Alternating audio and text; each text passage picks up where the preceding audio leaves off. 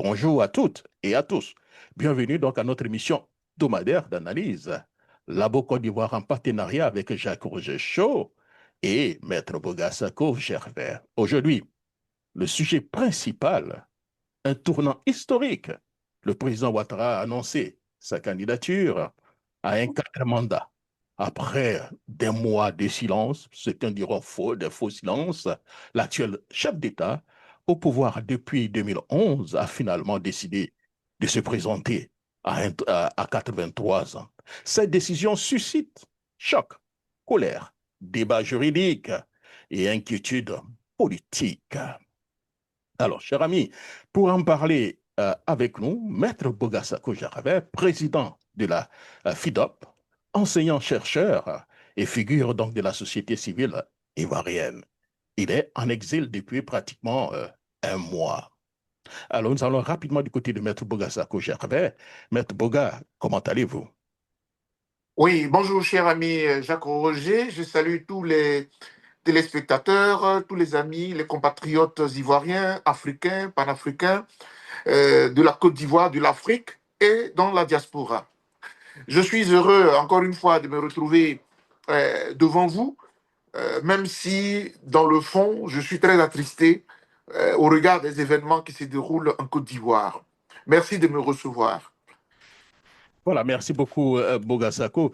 Comment vous vous sentez? Comment vous vous portez? C'est la question que je vous pose tous les jours. Par la grâce du divin, je vais très bien. Sauf que cette dernière semaine, le moral a été touché et je vais vous dire pourquoi. Tantôt, dans l'entame de cette émission, tu disais, cher ami, que je fais partie de ceux qui étaient plutôt sceptiques quant à l'idée de M. Ouattara d'y aller. Je vais vous dire la vérité. Si j'ai été sceptique, c'est parce que j'aime la Côte d'Ivoire et j'aime la paix.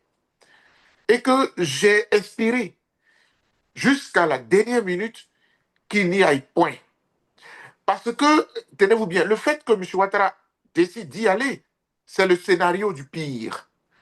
Ce qu'on appelle scénario du pire dans l'analyse des différents scénarios devant une situation de crise, c'est le scénario dans lequel la pire des catastrophes peut se produire.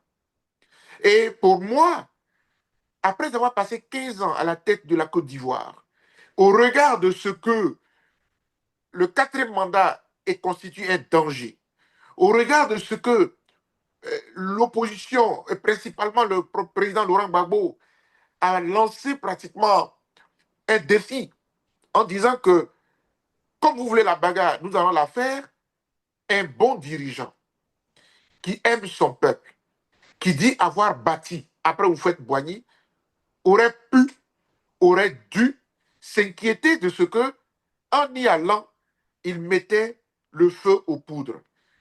Malheureusement, M. Ouattara a préféré le scénario du pire et nous y sommes. Hélas. Merci. Merci. Alors, on vous a perdu, Maître Bogassako, la voix. Je suis bien là. Oui, ça va, nous vous entendons, ça va mieux. Oui, ça va Je mieux. suis bien là. Oui. Ok, d'accord. Alors, donc, j'ai parfaitement compris, mais qu'est-ce que vous avez réellement ressenti en entendant donc la déclaration? Qu'est-ce que vous avez réellement ressenti? J'ai, au-delà même de la tristesse, je me dis, oh, pauvre peuple de Côte d'Ivoire, il pourrait y avoir encore des morts. Et en fait, il y en a qui nous considèrent comme des alarmistes ou des pessimistes. Mais bon sang, regardons ce qui se passe en Côte d'Ivoire pratiquement depuis que M. Ouattara est au pouvoir. Chaque fois, ce sont des morts. Alors, je ne sais pas comment vous voulez qu'on soit des magiciens. Souvent, je comprends pourquoi beaucoup aiment les prophéties. Mais on n'a pas besoin d'être prophète. Scientifiquement, il est démontré que les mêmes causes produisent les mêmes effets. J'ai quand même fait le lycée scientifique de Yamoussoukro. C'est quand même le B à bas. J'ai été d'abord scientifique avant de finir littéraire. C'est pour ça qu'on est polyvalents, nous autres. Regardez ce qui s'est passé en 2010. Dans quelle situation étions-nous? produisent les mêmes effets. Donc, je ne peux qu'être triste au regard de ce qui se passe aujourd'hui en Côte d'Ivoire. Et je dirais toujours, celui qui aura mis le feu aux poudres, celui qui aura allumé, j'allais dire, la braise, la flamme de la guerre en Côte d'Ivoire, il est unique. C'est M. Ouattara. Parce qu'en disant que j'y vais, je m'en fous de tout le reste, je fonce, les yeux fermés, droit dans le mur, je m'en vais. Advienne que pourra, c'est M. Ouattara. Et donc, il sera l'unique responsable de tout ce qui adviendra. Heureusement, aujourd'hui, toute la communauté internationale nous regarde et regarde la Côte d'Ivoire. J'ai vu même que l'ONU, à travers le comité des droits de l'homme, a même produit un communiqué. Tout ça pour éviter qu'il y ait la guerre, pour éviter qu'il y ait des troubles dans la Côte d'Ivoire. M. Ouattara a ouvert la boîte des Pandores. Nous y sommes. Nous y sommes. Alors, que signifie cette annonce politiquement à ce moment précis? D'abord, cette annonce, j'ai même envie d'aller plus loin, de commencer par le contexte. Et ce que nous tous, en tant qu'observateurs, nous constatons, c'est que M. Ouattara a précipité sa réponse. Mais pourquoi? J'évoquerai deux raisons. Il n'a pas dit qu'il se prononcerait obligatoirement le 6. Mais quand il annonce lors du congrès du RHDP qu'en tant que chef d'État, président de la République, il préfère s'adresser à tous les Ivoiriens, mais quand on regarde dans le calendrier, j'allais dire républicain, ivoirien, c'est la date du 6, à la veille de l'indépendance. C'est là où le chef de l'État se... D'ailleurs, il nous a habitués un peu à cela. Par le passé, c'est à cette occasion-là qu'il avait encore annoncé sa candidature. Rappelez-vous, par le passé, il avait fait la même chose. Donc, tout le monde s'attendait à cette date-là. Mais pourquoi alors aujourd'hui, il s'est précipité? Il y a deux raisons, toutes simples. La première, on pourrait l'attribuer essentiellement à la sortie du président du PDCI, RDA, Tidjane Thiam. Oh, vous me direz, oui, en fait, elle était déjà préparée, sa décision. Là, il n'y a pas de débat là-dessus. Mais pourquoi elle sort si précipitamment? Parce que M. Tidjane Thiam a fait une sortie mais bouleversante. Bouleversante. Et donc, ça a modifié son calendrier. Mais la deuxième raison, c'est de connaître l'homme, Ouattara. Oh, j'ai écouté certains analystes, mais ils n'osent pas aller plus loin. Peut-être parce qu'ils sont en Côte d'Ivoire là-bas. M. Ouattara, c'est quelqu'un qui est foncièrement orgueilleux, fier. Il n'aime pas la défiance. M. Ouattara, il a toujours raison.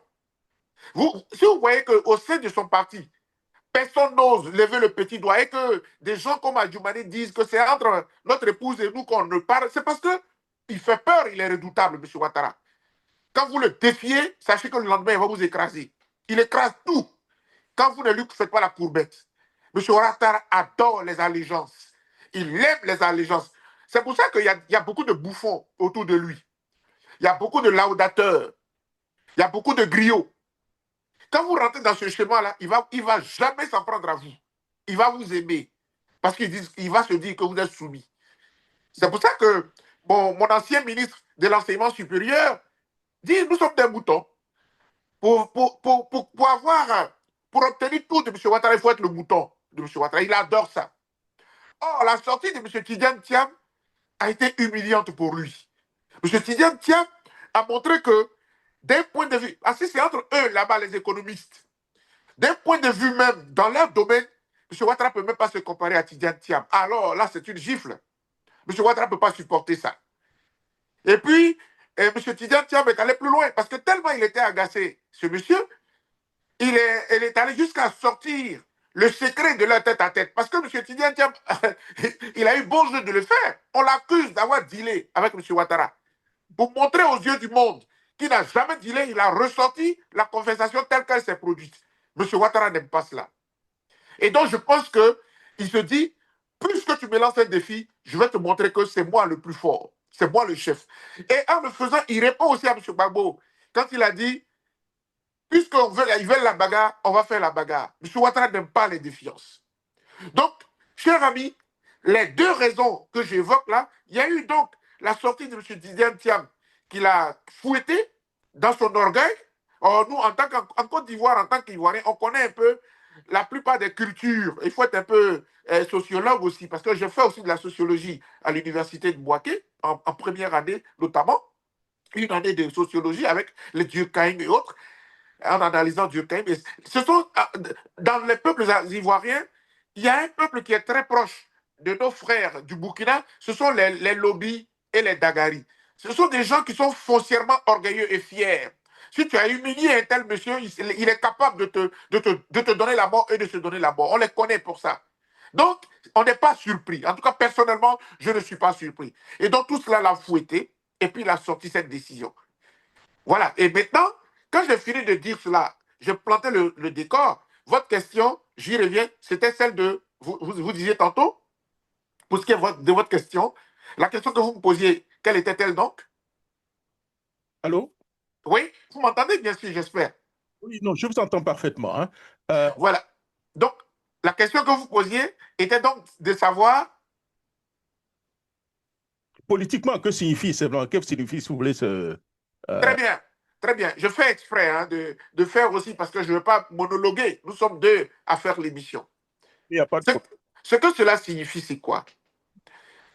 C'est que M. Ouattara vient de nous montrer ici que finalement, il est prêt à mourir au pouvoir. Parce que, chers amis, si nous prenons le schéma d'un quatrième mandat, mais que lui considère comme le deuxième de la Troisième République, mais c'est que dans les 5 ans qui arrivent, il peut encore bouleverser la Constitution et puis se créer une autre République, inventer une autre République, et puis continuer dans le même système, un peu comme au Cameroun. Donc pour nous, M. Ouattara, parce que quand quelqu'un dit je suis le seul qui puisse faire face au djihadisme, au terrorisme, pour la sécurité de la Côte d'Ivoire, je suis le seul à remonter l'économie de la Côte d'Ivoire, mais ça veut dire que M. Ouattara va devenir immortel. Parce qu'après lui, il n'y a personne. Après Oufoué, il n'y a eu personne. Donc après Ouattara, il n'y a que Ouattara. Non, il faut arrêter un peu. Donc M. Ouattara, ce qu'il a commencé là, c'est pour nous entraîner dans un gouffre, un cycle qui n'aura pas de fin.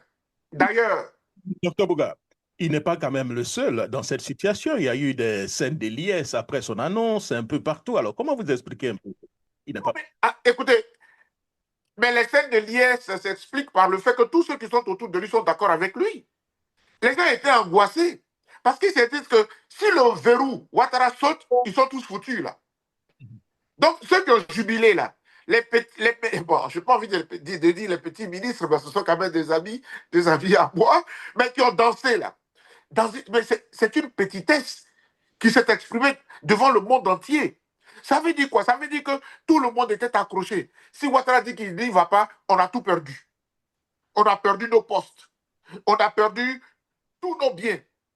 Et peut-être même qu'on a perdu nos vies. Parce qu'il y en a qui ont peur pour leur propre vie. Et or, la Côte d'Ivoire que vous voyez aujourd'hui, mais personne ne fera rien à personne. Vous perdez le pouvoir, vous allez dans l'opposition et puis c'est tout. La Côte d'Ivoire évolue. J'ai dit tantôt sur ce plateau que je serais de ceux qui défendraient tous ces gens-là. Qui défendraient tous ces gens-là. Qui ne savent pas ce qui les attend. Parce que nous allons faire les audits, tôt ou tard. Mais je m'arrête là. Et donc, M. Ouattara vient de nous montrer clairement que c'est lui, l'homme de la situation, c'est le seul. Voilà. Et comme je l'ai dit, le danger qui nous guette, c'est qu'après, il modifie encore la Constitution pour continuer. D'ailleurs, c'est une grosse arnaque qu'on a faite aux Ivoiriens.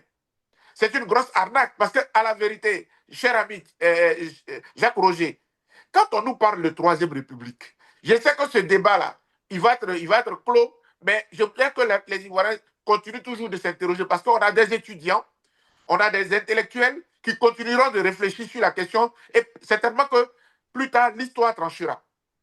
Tenez-vous bien. Est-ce que quand on dit que la modification de la Constitution pour la création d'une nouvelle République met les compteurs à zéro, ce qui s'est passé en Côte d'Ivoire, là, le 8 novembre 2016, là, est-ce que c'était vraiment une nouvelle République?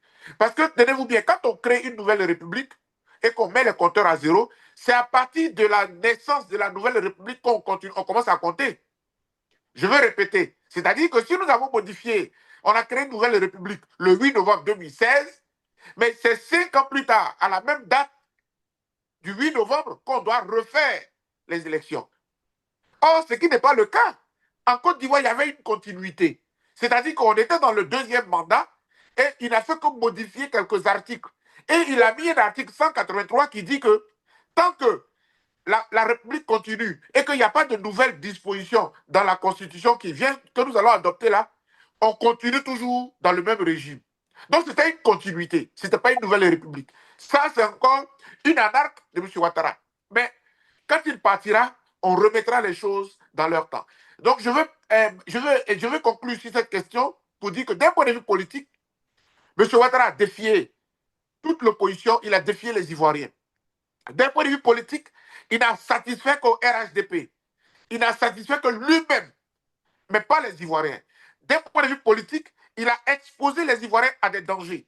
Parce qu'aujourd'hui, chers amis, non seulement le danger est interne, la crise, je dis que les risques d'explosion sont internes, mais en plus, M. Ouattara a déclaré la guerre à des pays voisins, avec les pays de l'AES. Prenons par exemple le Burkina. Il a refusé que le ministre burkinabé des Finances ou de l'économie prenne la présidence de l'UEMOA. Mais pire, ils ont tué le jeune, comment dirais-je, Alino Faso, une façon de déclarer aussi une autre guerre à des pays voisins. Donc c'est M. Ouattara qui met la Côte d'Ivoire en danger. Je répète, celui qui expose la Côte d'Ivoire à un danger évident, c'est M. Ouattara. Et je crois malheureusement que les choses sont en train de se mettre en place. Lui-même, sa stratégie est en train de se déployer avec les échos qui nous parviennent de Yopougon. J'espère qu'on en dira un mot. Puisque vous en parlez, est-ce que vous avez suffisamment d'informations par rapport aux événements de Yopougon?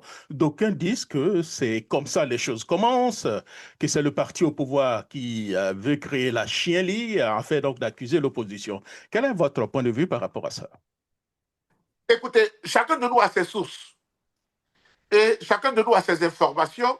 Maintenant, il va falloir sans doute vérifier, les prouver. Mais ce qui est bon à relever, ceux qui ont calciné le bus ivoirien, de l'argent du contribuable qui a été là, détruit, jeté à l'eau, ceux qui l'ont fait étaient en général des jeunes armés de machettes.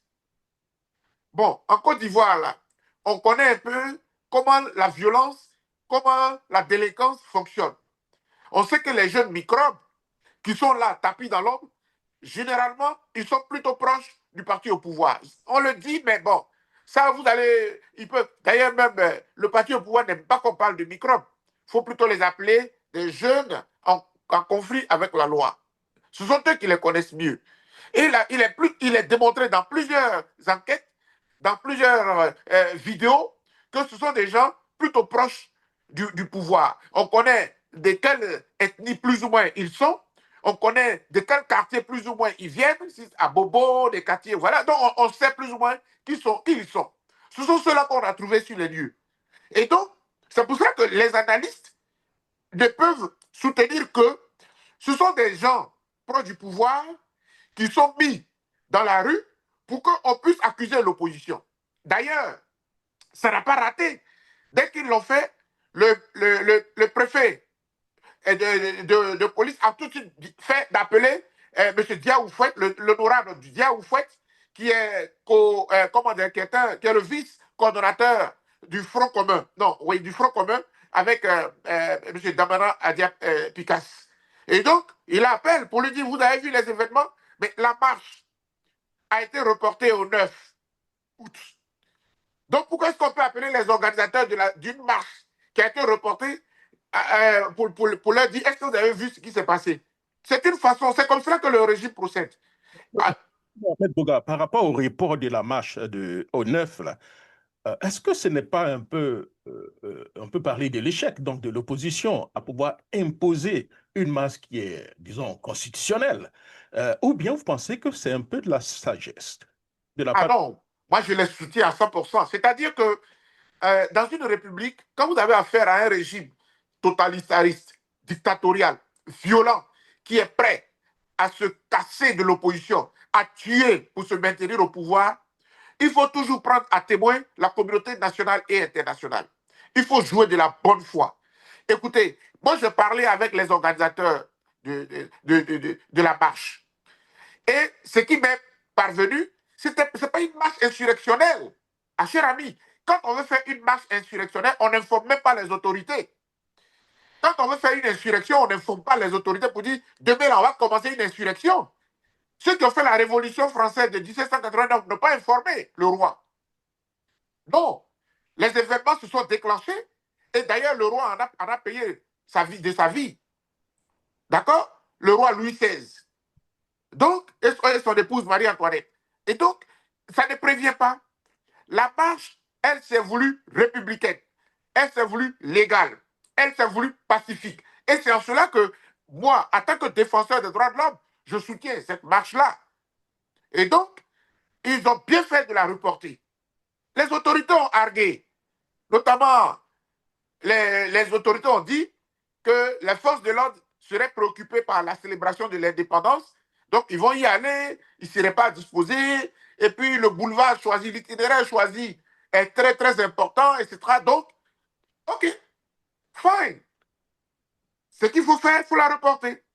En la reportant, les organisateurs témoignent de leur bonne foi devant la communauté nationale, devant les Ivoiriens et devant la communauté internationale. C'est pour cela que, justement, les événements qui se sont passés la nuit du vendredi 1er, dans Abidjan, à Yopougon notamment, ne peut pas être imputé à l'opposition. Parce que l'opposition est en train de s'organiser pour un grand événement le 9, auquel il appelle tout le monde. Et donc, je ne peux pas objectivement dire que ce sont des événements qui relèvent de l'opposition. Ça ne peut être que des manœuvres du parti au pouvoir. Mais est-ce que vous êtes surpris? Moi, je ne suis pas surpris.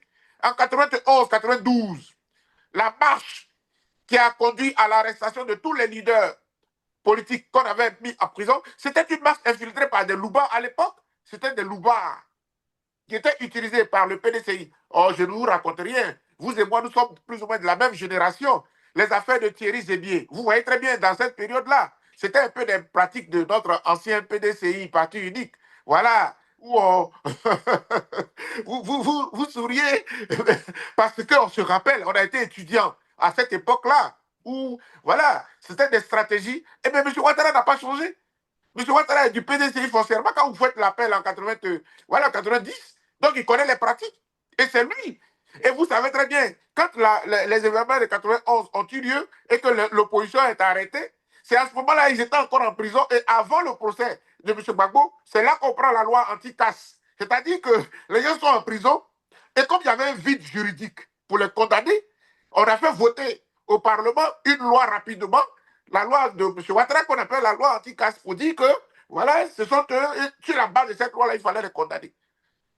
Voilà. Et donc, on se rappelle, et c'est là où le magistrat, un brillant magistrat qui avait en main le dossier, je crois que c'est maître le juge, oh là là, mais, qui est devenu après président du Conseil constitutionnel, a dû déclarer un non-lieu et tous les opposants, dont M. Laurent Gbagbo, et je crois que son épouse y était également, c'est Simone Gbagbo à l'époque, et puis même son fils aussi, Michel, tous ces gens-là, et puis tous les grands opposants, moi je pense toujours à M. professeur René Degui-Segui, qui était le président de la LIDO. C'est tous ces événements-là qui m'ont d'ailleurs poussé à rentrer à la Ligue ivoirienne des droits de l'homme quand je vois combien de fois la démocratie et les droits de l'homme sont liés. Donc, cher ami, on n'est pas surpris des événements qui ont commencé. Mais mon inquiétude, c'est que c'est comme cela que ça commence. Justement, Maître Boga, on parle aussi d'une contre-marche le même jour. Hein?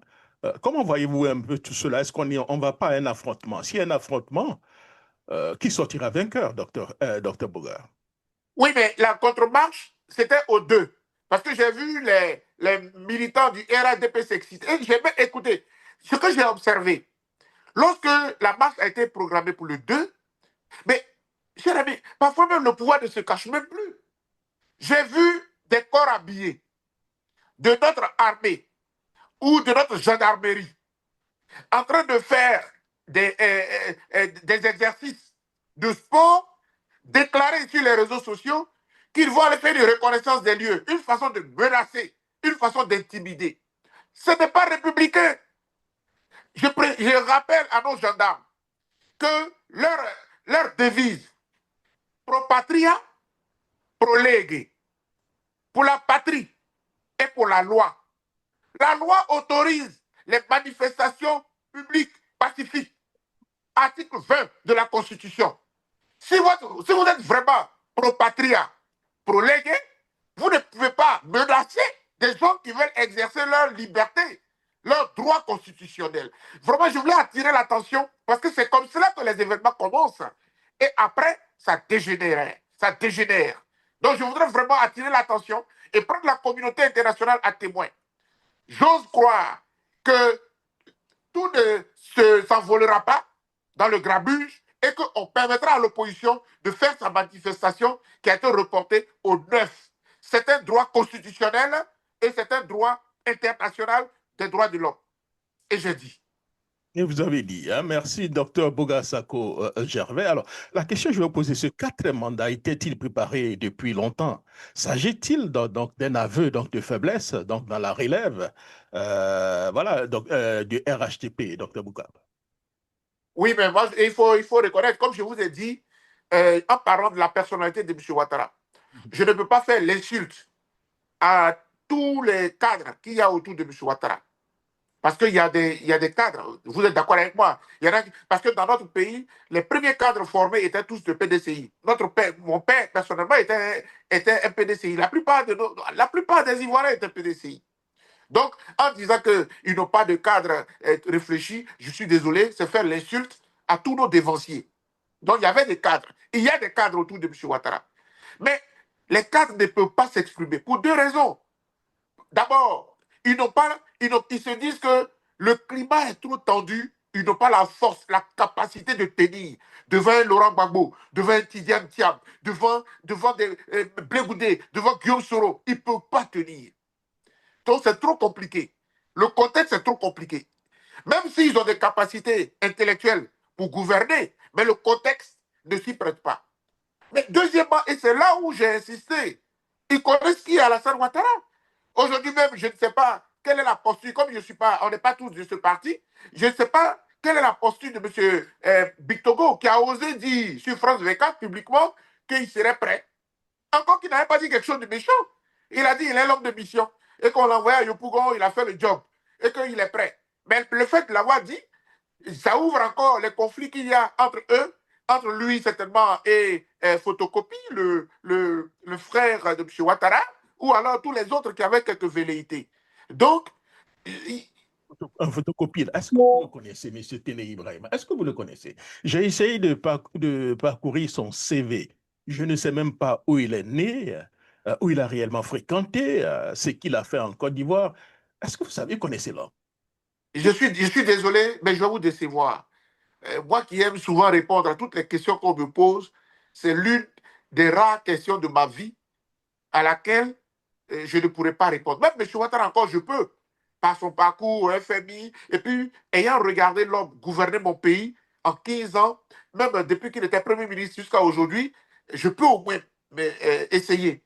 Mais ne me parlez pas de photocopie. Même si, une fois, j'ai eu quand même un tête-à-tête avec lui à son cabinet au ministère de la Défense. Ça ne me suffit pas pour dire qui il est, hélas. Donc, cher ami, je pense que cette émission que nous avons initiée, en tout cas pour ce week-end, c'est vraiment de dire ce quatrième mandat-là, il expose la Côte d'Ivoire à un grave danger. Et que le principal responsable de tout ce qui adviendra s'appelle Alassane Ouattara. Et ça, vraiment, je le dis du fond du cœur. Mais puis, j'exprime tout mon soutien à l'opposition. Et c'est pour ça que je dis que je rends toujours gloire à Dieu. Parce que je suis sûr qu'étant en Côte d'Ivoire aujourd'hui, je serai les deux points, les deux mains dans le combat. Parce que c'est notre pays. On n'a pas deux pays. Et je suis sûr que nous sommes prêts à défendre le drapeau orange, blanc, vert de notre pays. Alors, pourquoi tant de silence avant donc, cette déclaration? Cela nous amène à parler quand même des enjeux juridiques et puis constitutionnels, hein. Ce débat fait couler déjà beaucoup d'encre de salive. On engage toujours le débat. Cette candidature, selon vous, Maître Bogassako, est-elle légale ou seulement légitimée donc, par donc, j'allais dire, des lectures controversées donc, de la Constitution? Ah non, je pense qu'il n'y a plus de débat. C'est-à-dire que le travail est facilité pour le Conseil constitutionnel. Le Conseil constitutionnel aura de l'aisance. Et puis, il faut le comprendre. Écoutez, en 2015, quel était l'argument?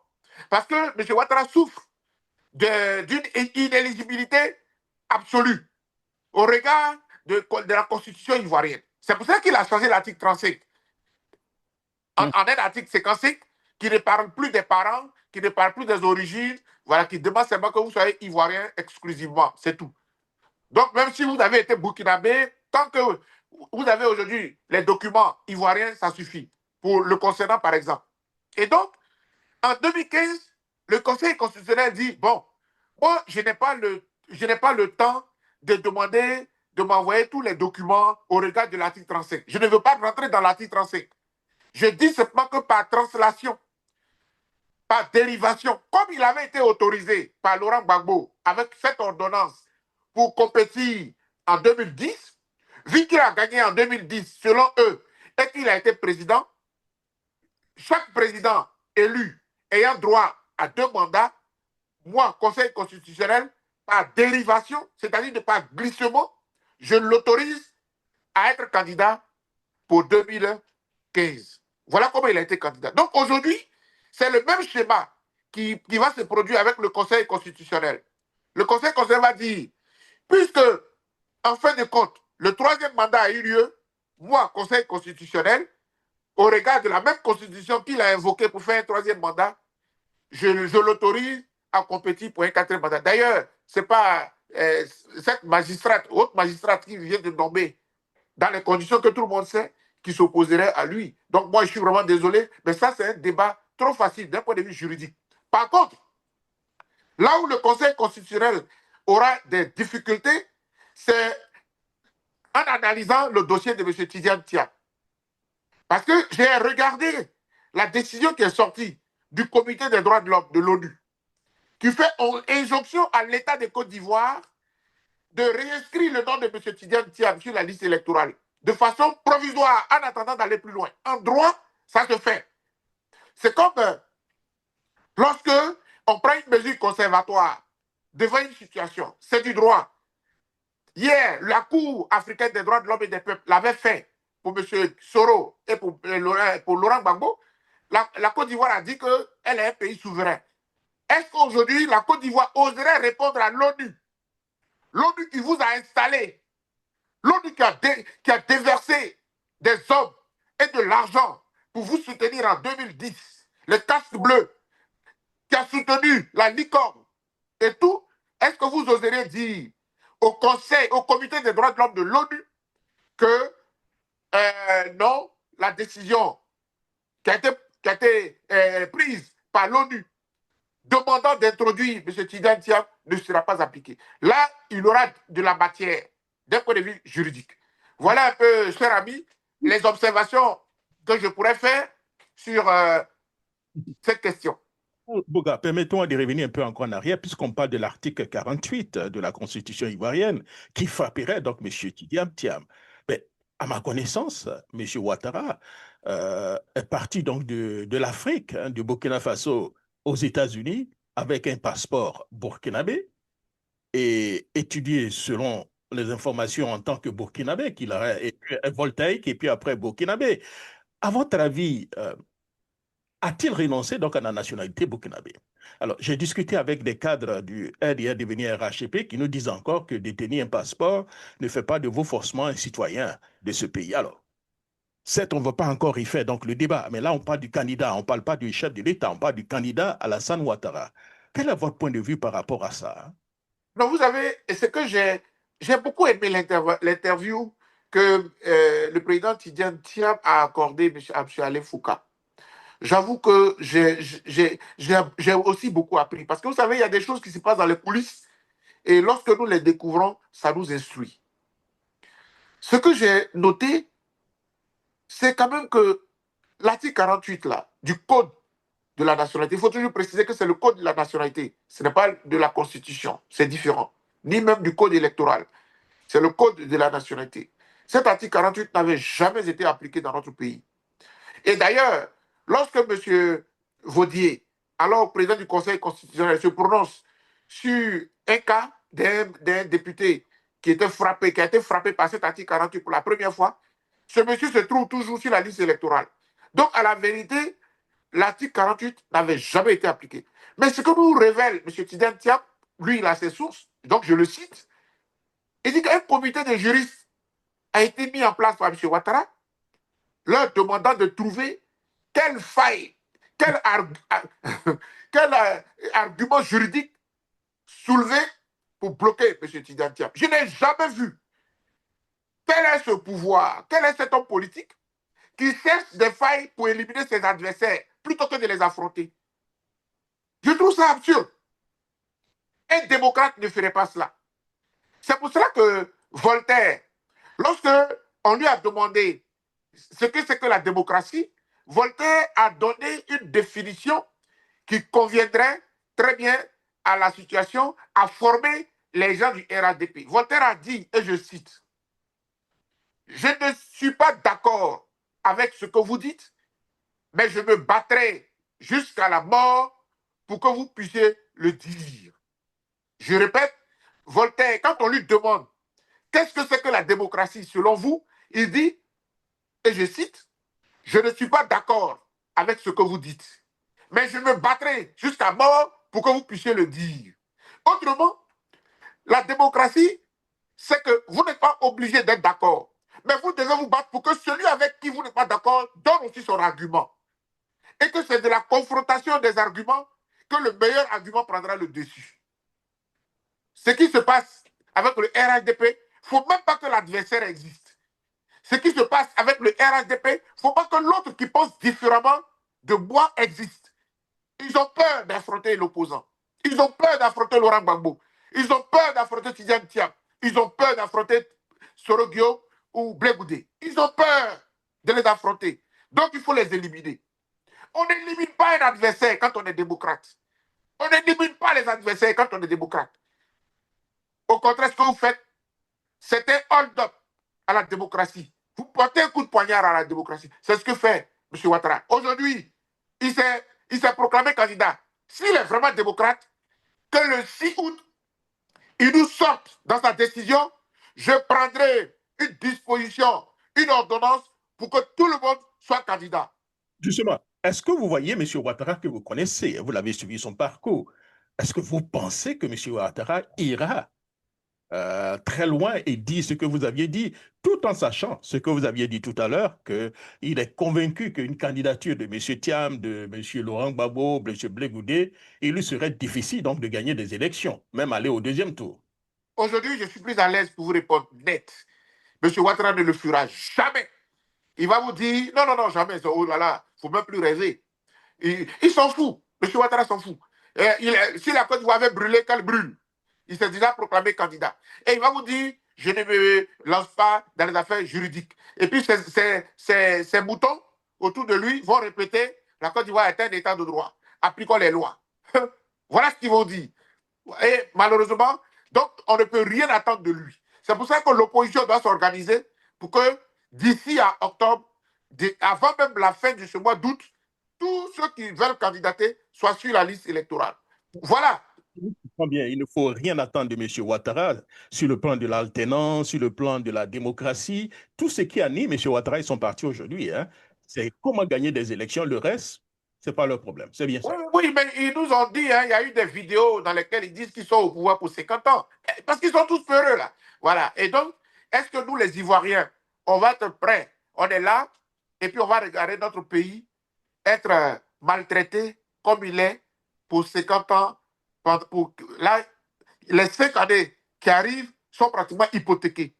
Mais moi, je peux vous dire, en allant vers la conclusion de cette émission, je vais vous dire très clairement, cher ami, il ne faut pas se leurrer. Nous allons nous battre avec les armes que la démocratie nous offre, avec les armes que la Constitution ivoirienne nous offre. Ceux qui peuvent parler, qu'on n'a pas pu tuer, comme moi, qui ne suis pas au pays, nous allons nous mobiliser. D'ailleurs, je crois qu'il y a la diaspora africaine et ivoirienne qui nous convie à une grande marche à New York devant, devant l'ONU ce week-end.